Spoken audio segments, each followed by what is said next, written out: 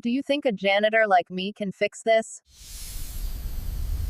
Victoria Sterling, the powerful CEO queen of this place, spoke in a cold voice. The diamond necklace flashed as she pointed at the sparking engine, and the smell of expensive perfume mixed with contempt surrounded Jamal Washington. On paper, a technical consultant, in reality pushing a floor cleaning cart for 3 years to pay for his mother's chemotherapy. A community college engineering degree hanging alone on a peeling wall. 40th floor of the Tech Vanguard glass building, cold LED lights spread across the shiny wooden table. The air conditioner hummed the smell of engine oil, and hot metal rose like the last breath of a billion-dollar machine. Next to it was a stack of $50 million contracts waiting to be signed. The camera was already on the atmosphere, was as tense as a string about to snap.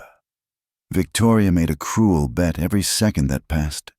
The machine that had collapsed after exactly 14 minutes and 37 seconds was like a sentence hanging over his head. He was quiet. His hands calloused, his eyes strangely calm in the midst of a storm. The calm of someone who trusts his own ears more than the crowd. For the boy from Detroit had grown up in his grandfather's garage, where every vibration was a word and every knock a warning.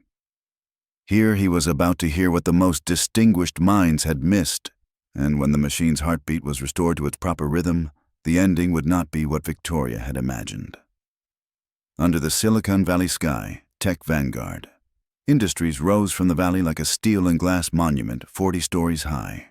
Inside, billion-dollar dreams were fed in white labs and boardrooms scented with leather and ambition. At 38, Victoria Sterling ruled as queen. Her blonde hair was knotted into a flawless bun, her tailored suit cut to intimidate her eyes razor cold. The press hailed her as a tech oracle. Employees whispered other words behind closed doors. On the polished conference table lay the company's crown jewel, a navigation AI engine meant to transform the entire delivery industry. 3 years of research, 47 patents, the distilled dream of the Valley's brightest minds. In theory, it could power self-driving vehicles at 93% efficiency, a leap that could reshape the delivery economy overnight. Yet for 6 weeks, the steel beast refused to cooperate. 3 Ivy League teams failed. 67 diagnostic attempts yielded nothing but dead ends. Each startup run lasted exactly 14 minutes and 37 seconds, then the engine shut down under a cold message, harmonic disruption detected. Jamal knew every marble tile in this building. For 3 years, he quietly pushed his cleaning cart down mirror-bright corridors, invisible to the suits who sidestepped him like furniture. On paper, his title read Technical Consultant. In reality, he emptied trash-wiped tables and gathered abandoned coffee cups. In his tiny apartment, a cracked wall held a framed community college engineering diploma, a sad relic of a stalled dream. While his friends transferred to 4-year schools, Jamal chose another road, staying home to pay for his mother's cancer treatments. $3,000 per session insurance covering only 60%. The math was simple and cruel, forcing his life down a darker branch. The engine crisis tightened like a vice. Every morning, Victoria prowled meetings like a caged animal, her heels hammering the room until assistants shrank. Coffee cups stacked like archaeological layers of desperation. $67 million, she shouted in Tuesday's meeting. That's what we lose if this doesn't work by Friday. $67 million that should have bought dominance in 3 major cities. The pedigreed engineers from Harvard, MIT, and Stanford sat frozen. They earned over $120,000 a year and carried more than $2 million in student debt. None of it mattered before the silent machine. Team-led Marcus Brooks' MIT class of 2019 showed hollow eyes and trembling hands as he clicked to one more slide of failure. They had tried everything: software patches, hardware swaps, full reinstalls. Someone even brought in a feng shui consultant after whispers that office energy might be cursing the machine. Nothing worked. Victoria's gaze swept the room like a searchlight. "Maybe we're carrying too many people who don't belong here," she said, stopping beside Jamal as he quietly replaced the water bottle. "Dead weight that's dragging down the whole company." The words detonated.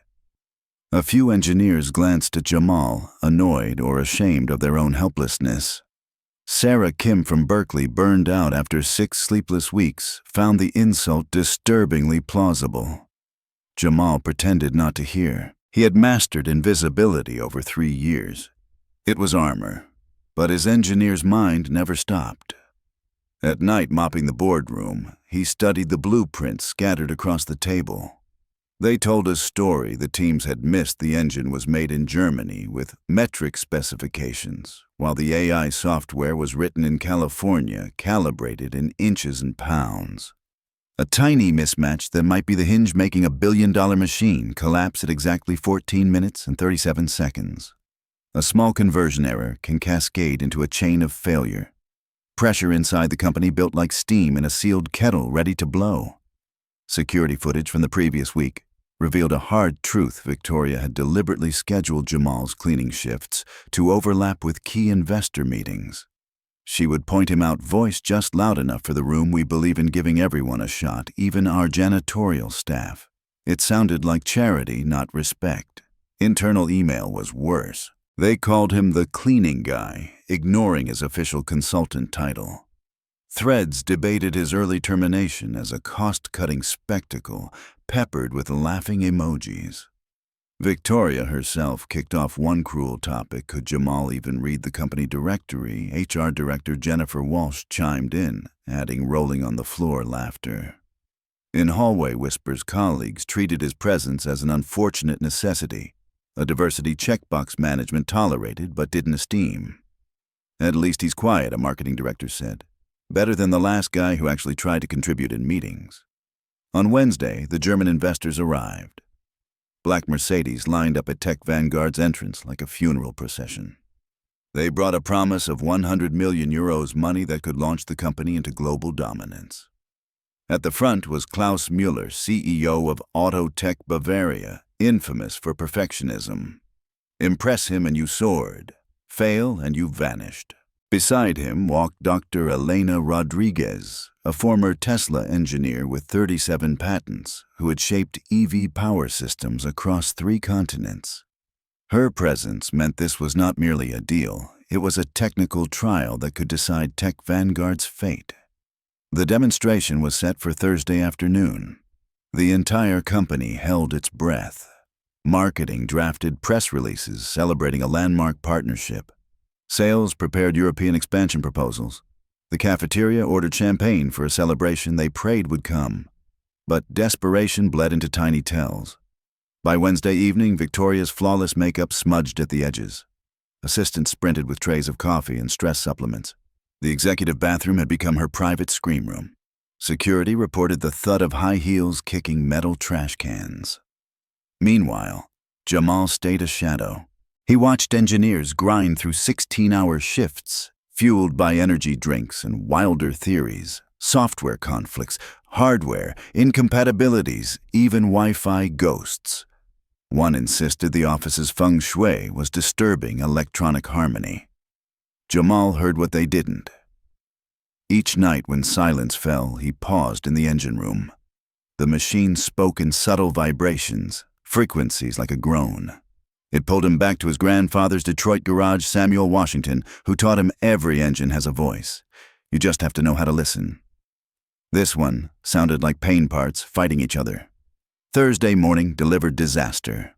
The final diagnostic failed spectacularly. Smoke, a triggered suppression system, the boardroom drenched in white foam.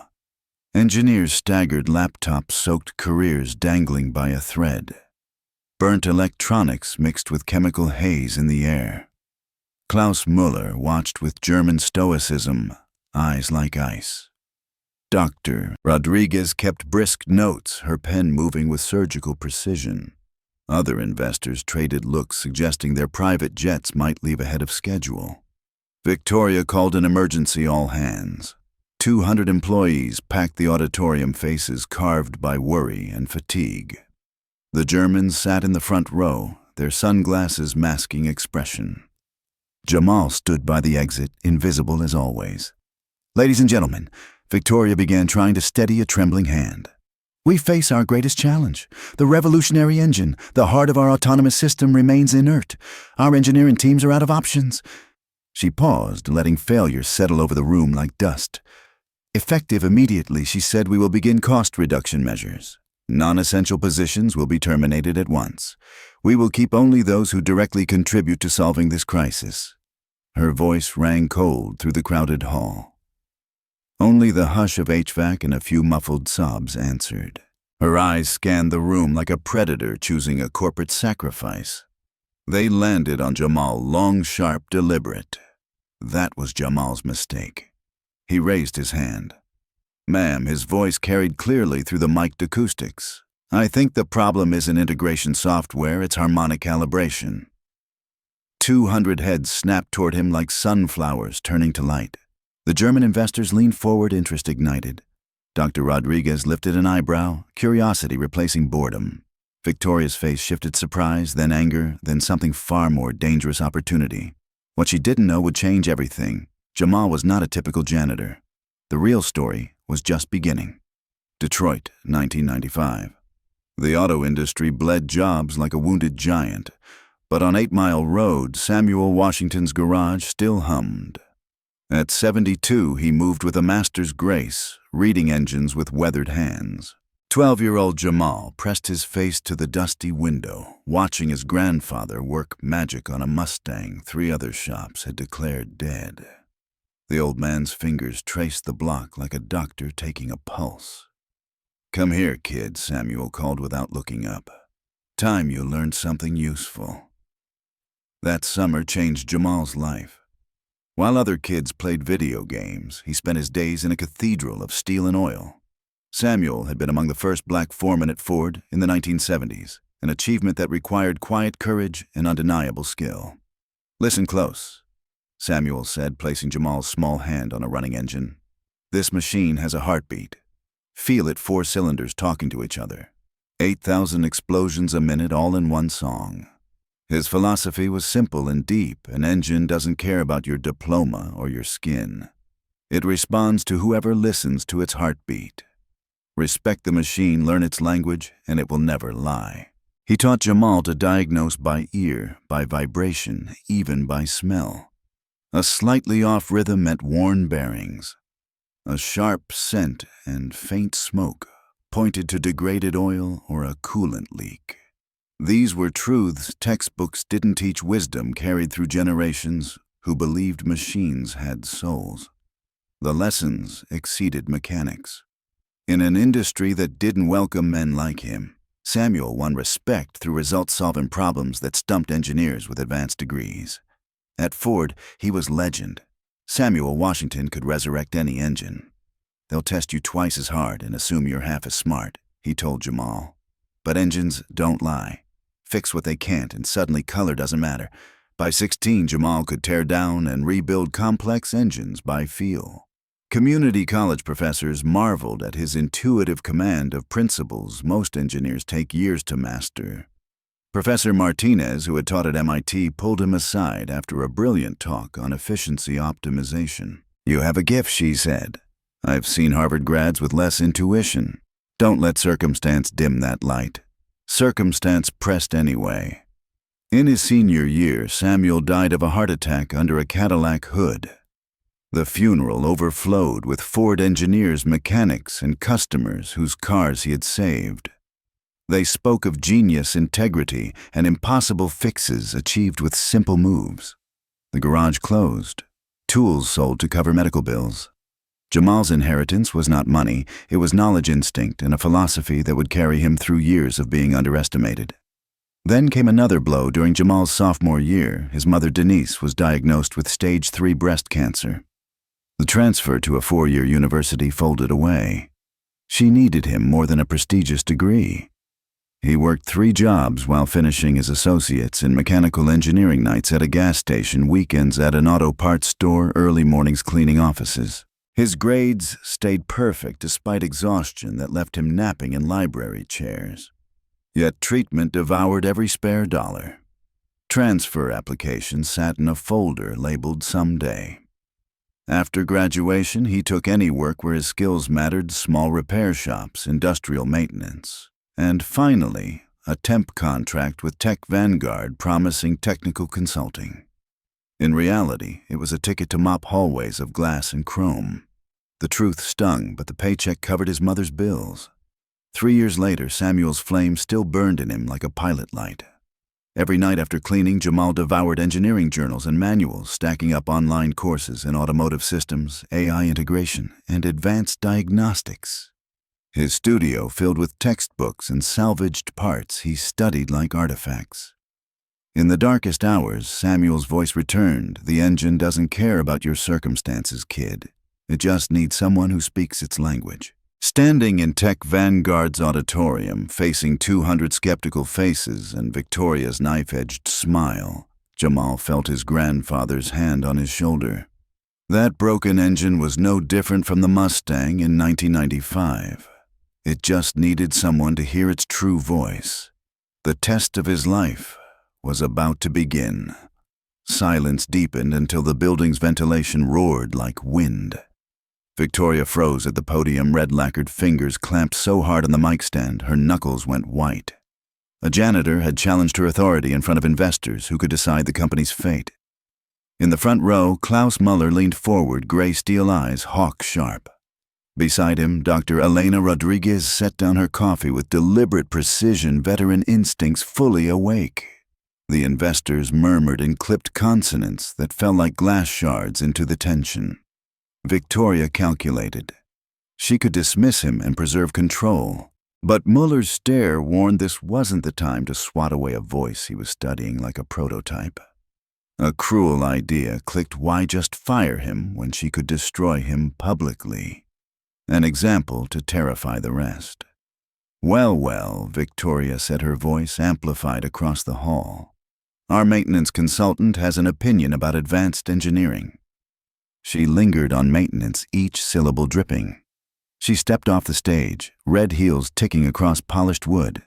Jamal Washington, isn't it? The man who takes out our trash and mops our floors, thinks he understands what 67 MIT and Harvard engineers couldn't solve in 6 weeks. You think a janitor like you can fix this? A ripple of nervous laughter broke, then died into a hunting hush.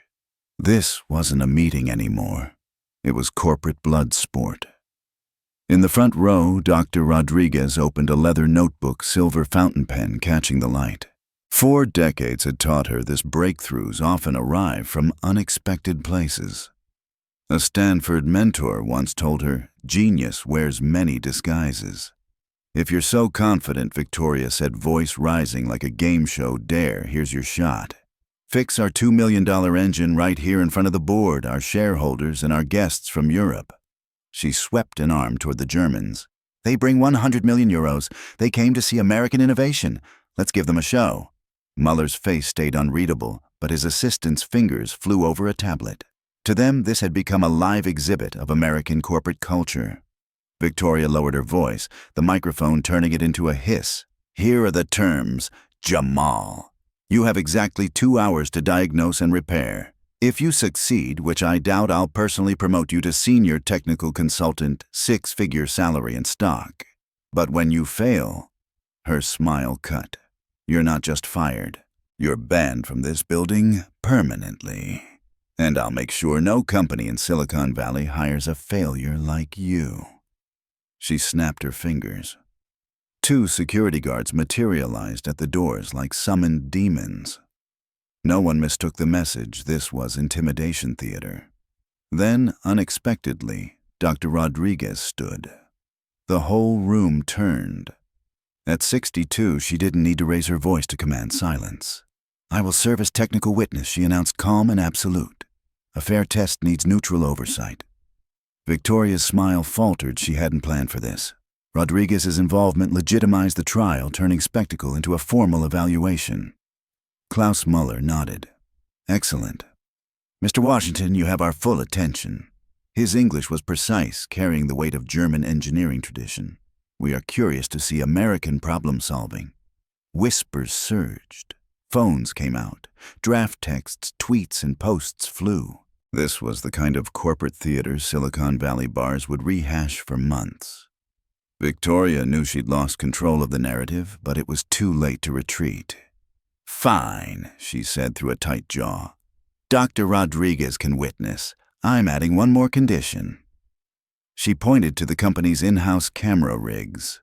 We're live streaming this on all Tech Vanguard social accounts.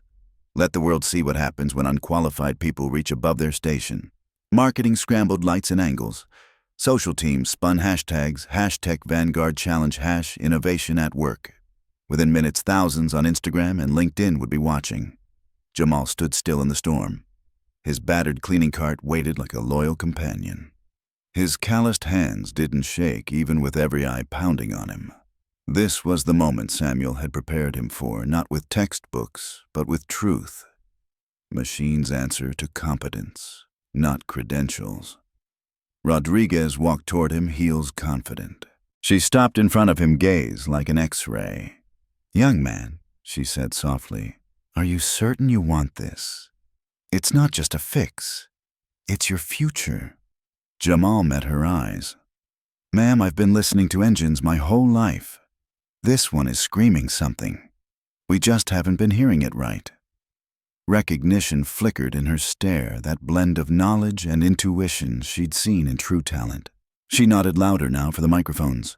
"Very well. Show us." The trial was on 2 hours to prove or obliterate a life of hidden mastery. The crowd flowed to the 40th floor boardroom, now an arena. More than 200 employees pressed against glass walls, a human mirror of tension. The German settled into leather chairs like a tribunal. Klaus Muller checked his platinum watch every second a stroke. If this story moved you, please like, comment, and subscribe. Your support helps give light to voices that deserve to be seen and heard. Rodriguez took her place beside the engine, the veteran official, at yet another moment of engineering truth. The metal beast sprawled across the table, chrome and steel under LED glare. Laptops streamed error codes. Oscilloscopes traced electromagnetic waves. Thermal sensors blinked red.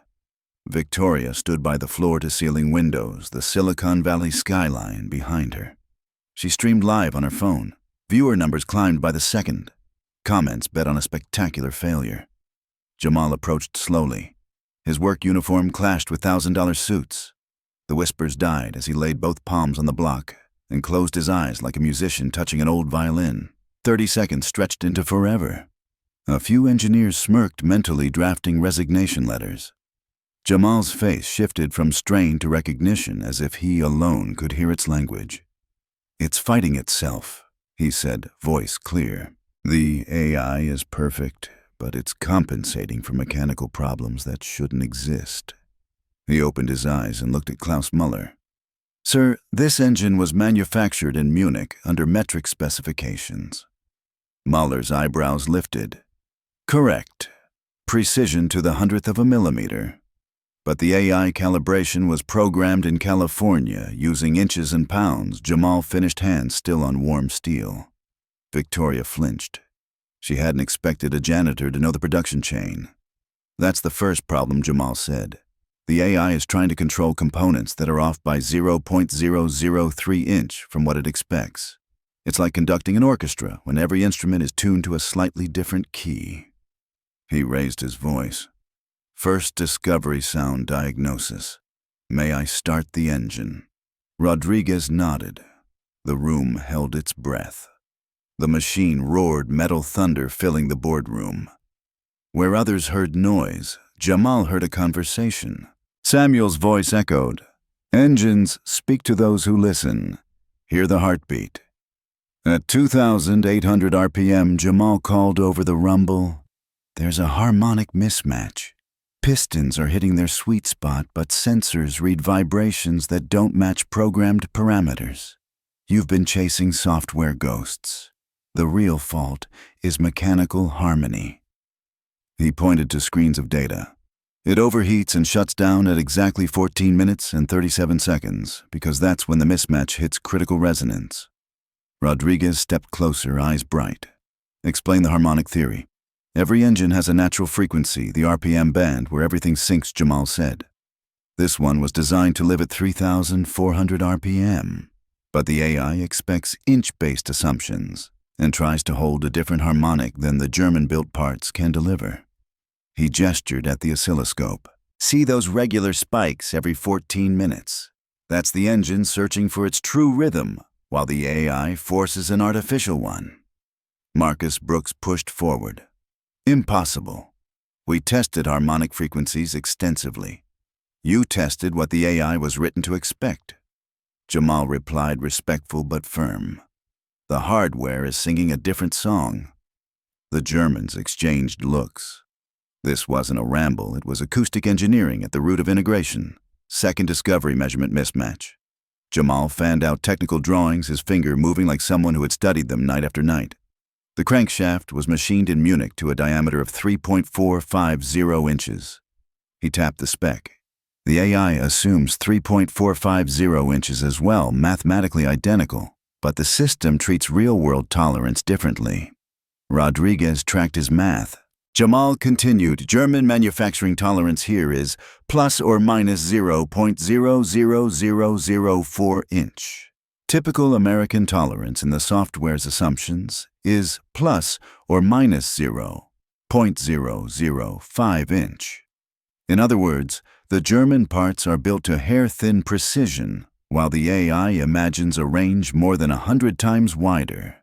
That creates cascading timing errors. He pulled a digital caliper and checked components, pistons, rods, even the timing chain. Everything matches German-grade precision. The AI thinks it's out of spec. Rodriguez scribbled fast. Marcus went pale. The tolerance differential creates phase error, he muttered, finally seeing the shape Jamal had outlined. Klaus Muller bent to the drawings, calculated, and then nodded. The analysis is correct. Third discovery, an elegant fix.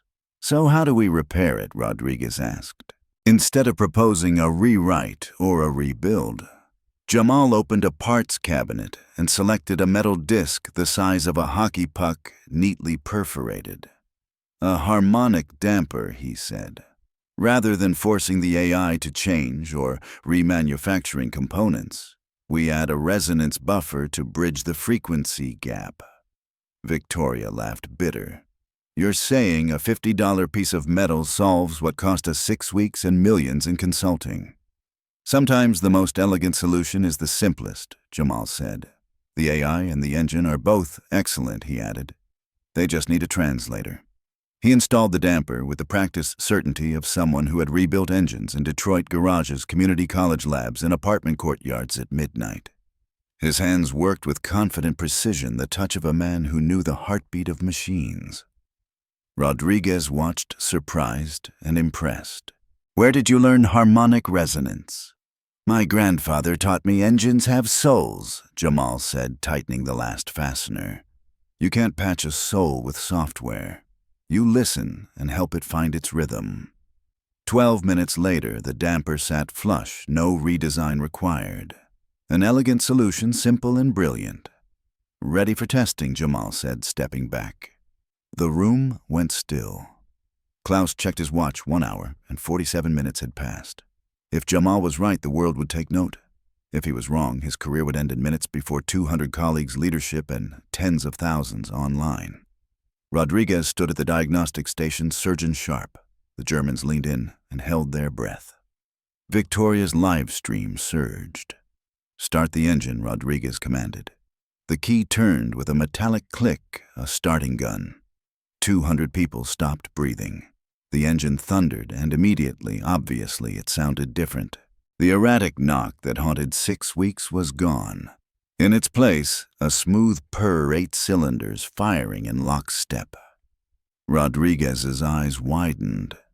This was the sound of mechanical perfection. Jamal rested his hand on the case. Where he once felt parts straining against each other, now there was calm, confident rhythm, the steel animal coming home to itself. Diagnostics lit green for the first time in 42 days. Temperature stabilized. Oil pressure sat in the sweet spot. Error messages disappeared, replaced by steady, operational data. Mein Gott. Klaus whispered, German composure cracking. The engine ran at 97.3% efficiency, above theoretical projections. Rodriguez moved between stations, reading the symphony, oil pressure perfect. Temperature steady at 187 degrees Fahrenheit. Harmonic frequency locked at 3,400 RPM, 0 deviation. She looked up at Jamal with respect. In 40 years, I've never seen cleaner data. Your grandfather would be proud. Victoria, pale, tried to salvage dignity. Fine, it runs.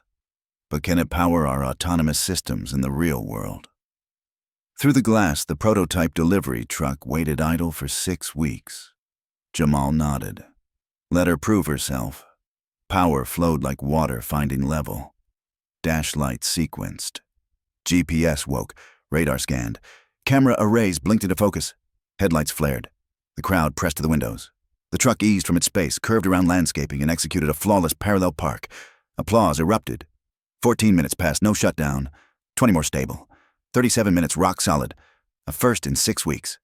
Muller's assistant typed furiously. The Germans murmured, faces bright with possibility.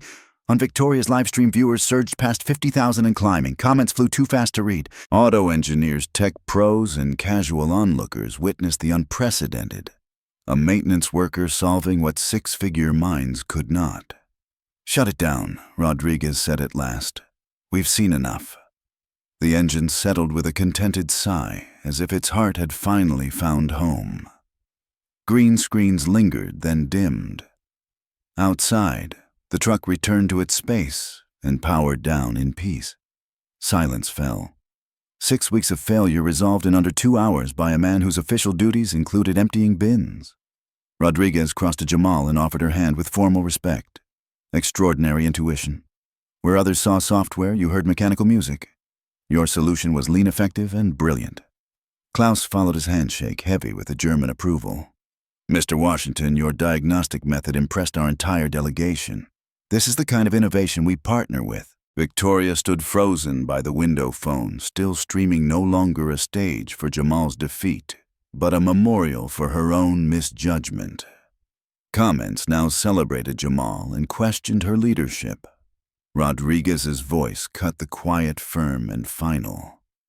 Based on this demonstration, I'm making an immediate recommendation to the board. She turned to Muller and the investors, her words carrying 4 decades of credibility. Jamal Washington has shown exceptional diagnostic capability and innovative problem-solving beyond anything I've seen from traditional teams. His math was sound, his solution elegant, his execution flawless. Muller nodded with clockwork certainty. Our delegation fully concurs. We are prepared to increase our investment by 20% contingent on Mr. Washington leading our European engine development program. Whispers broke into a buzz. 20%, an additional 20 million euros, enough to push Tech Vanguard from promising startup to global force. Rodriguez continued, pen poised over official papers. I'm bypassing standard protocols.